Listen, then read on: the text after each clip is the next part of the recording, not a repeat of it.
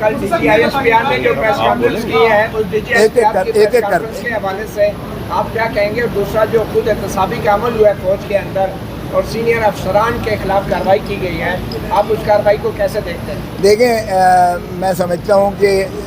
D G I S P R ہو یا کوئی حکومتی نمائندہ ہو، جب ایک معاملہ عدالت میں چل رہا ہو تو ہمارے آداب اسی چیز کے متقاضی ہیں کہ ہم اس پر جو ہے حکومت یا آئی ایس پی آر کی طرف سے یہ اعتراض کرنا چاہیے تھا. اس لیے عدالتیں ان چیز سے ماورا ہو کر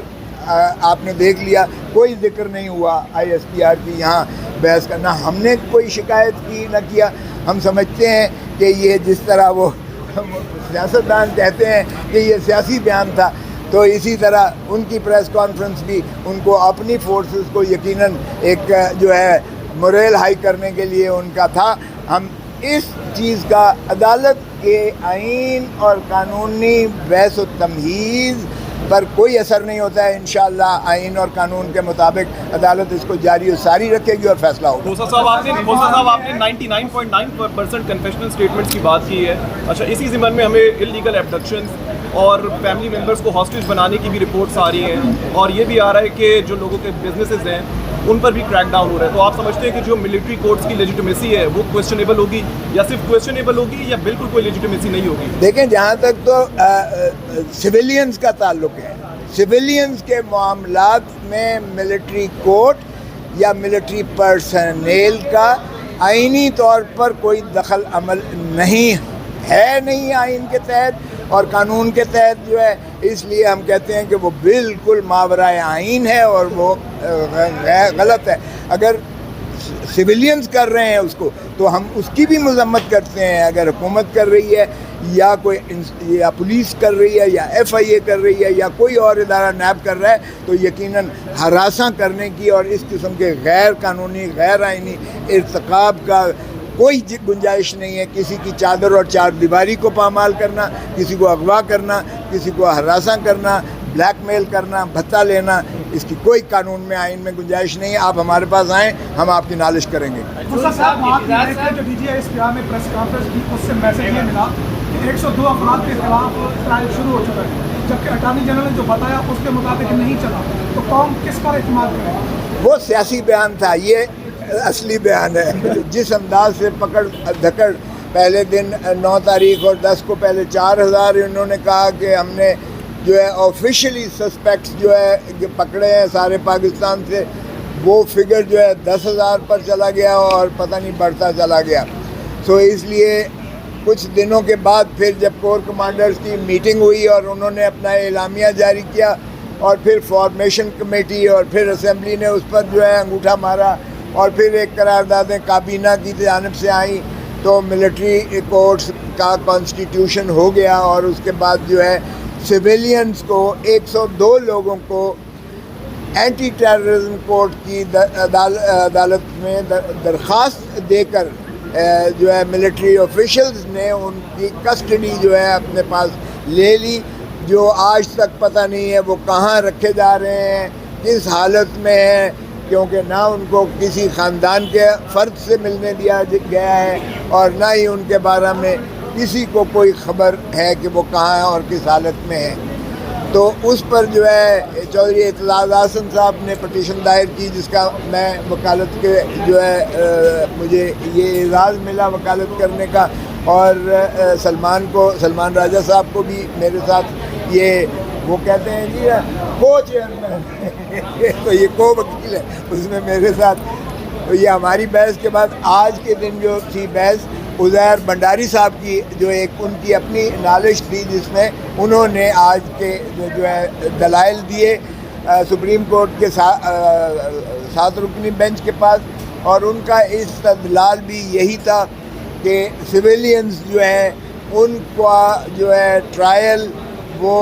ملٹری کورٹس میں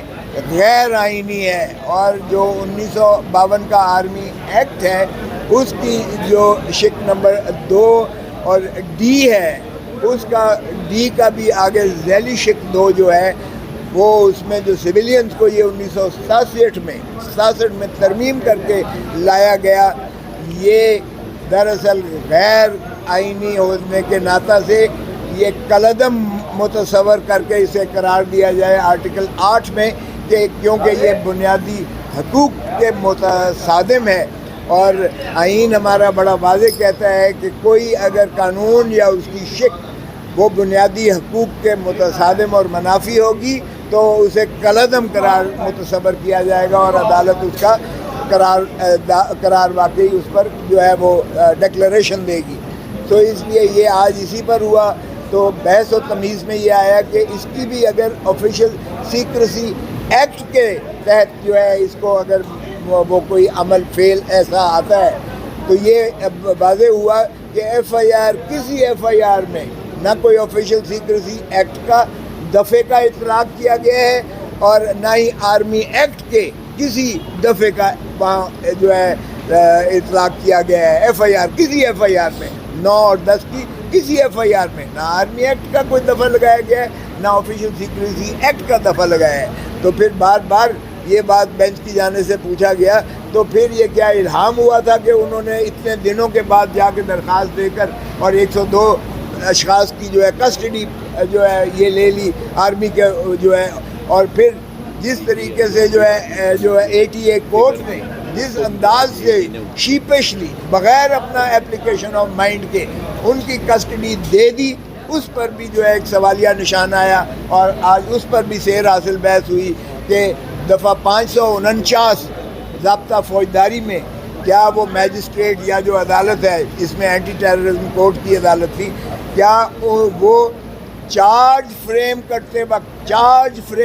वक्त फ़र्द जुर्म लगाते वक्त अगर वो समझती है कि किसी आर्मी एक्ट का इतलाक़ हुआ है दफ़े का तो उस सूरत में जो है वो कमांडिंग ऑफिसर को या मिलिट्री ऑफिसर को किसी की कस्टडी सिविलियन की सपोर्ट कर सकती है। तो अभी तो फ़र्द जुर्म की स्टेज ही नहीं आई है, अभी तो वो जो है रिमांड की स्टेज भी नहीं आई थी। तो ये किस तरह से जो है फ़ौजी अफसर को ये ख्वाब आया और उनको जो है वहाँ से कस्टडी उसकी ले ली गई है। तो ये बात भी आएगी। ऐसी सूरत में हमारी जानिब से इस्तदा ये थी कि इनको हद से बेजा में रखा जा रहा है और ये अदालत करार देकर उनको मुखलसी दे। हमारी ये इस्तदलाल में भी है, हमारी ये प्रेयर में भी है। तो आज इस पर जो है तकरीबन 2.5-3 घंटे जो है भंडारी साहब ने इस पर की और मुख्तलिफ जो है हवाला जात ब्रिगेडियर FB अली का भी हवाला दिया गया। उसमें भी मुल्ज़िम एक्यूज़्ड की तारीफ़ की गई और एक्यूज़्ड की तारीफ़ बाद में जब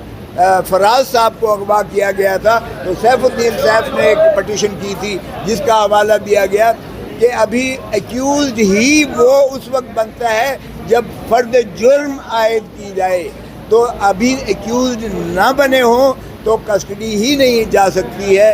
ये बात भी आई अहमद फराज को उस वक्त जो है जब नालिश हुई थी तो उनको मुखलसी मिली थी, रिहा कर दिया गया था और कहा था रिट पिटिशन पेंडिंग है।